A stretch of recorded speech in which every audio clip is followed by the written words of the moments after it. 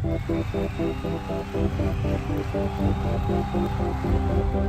biggest thing about the Olympics was, I mean, I'm like most people watching this, you're a sports fan, you look in on the TV and you see these amazing sports, and especially the Olympic Games, because the Olympic Games only comes around every 4 years. You know, I was the director of sport in Beijing in 2008, so I did the Winter Olympics then in 2010, and of course London 2012. But you've got to understand that, take London. London was actually 26 sports. You have 26 teams all come together as this one team. And I guess from the outside, you probably think, well, that must be marvellous, and which it is in many respects, but in many respects it's not, because it's like 26 different companies. You know, you can't explain the difference between, say, British cycling and British hockey is huge. Just the culture, the way they run things. And so you can't assume you're going to put 26 different sports together just because you call them one team or Team GB and assume everyone's going to, you know, shake hands, get on and hug and kiss each other. In the real world, it doesn't happen. And what I saw in Beijing was behind the scenes, you know, a lot of conflict, because you all live in the village together. There's a lot of things that really kind of crossed the line that caused problems for the team.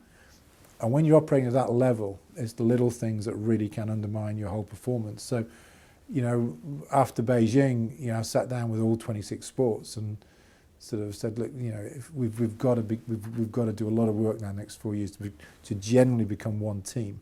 So when we arrive in London, nothing can happen off the field of play that's going to affect your athletes, yourself, to perform. It was a huge amount of work. It wasn't just me. I had a great team of people, the chief executive, the board, everyone got involved in this. And, you know, all the sports really said, yeah, we're going to try and operate as a team. You know, and I can't praise people like Dave Brailsford from the cycling team to David Tanner from rowing, all the big names in Olympic sports all said, you know, it would be very easy to say, look, we don't want to do this, just let us carry on our own.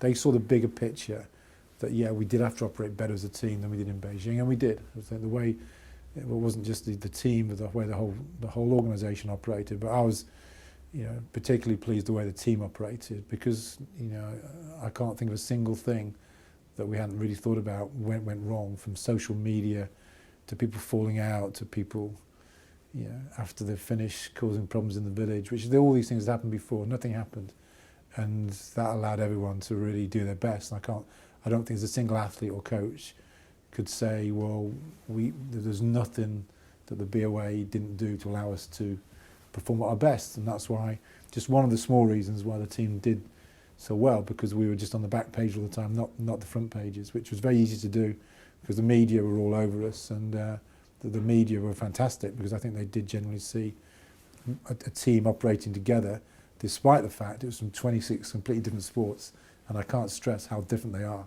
in terms of their personalities, culture, the way they all operate. But you had to try and get all those fitted together in this kind of jigsaw, and it kind of worked.